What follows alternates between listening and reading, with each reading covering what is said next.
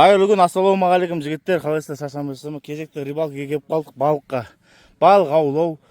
Жалпы Маятас деп елді мекен аталады. Соның жанындағы Бадам су қоймасына келді. Үлкен су қойма. Табиғаты өте керемет, қарасаңыздар. Мен сіздерге қазір көрсетейін. Қараңыздар жігіттер, не деген табиғат мынау. Бүгін 1 сәуір жігіттер. Ой, өте керемет. Дамып кеткен ғой бұл, дамып кеткен. Тауларды қараңыздар, суды қараңыздар. Өте үлкен су қойма ғой бұл. Тереңдігі білмеймін, әркім әртүрлі айтады, 40-45 дейді, 20-25 дейді. Осындай жерге келдік жігіттер. Мына жақта спингис бауырларымыз. О, хищник аулап жатыр. Не бір жігіттер жақта мықты қайықтармен. Біз енді жағадан тұрамыз. Көп затымды алып шыққан жоқпын, тек қармақтармен керек заттарымдан алып шықтым, көріңіздер. Var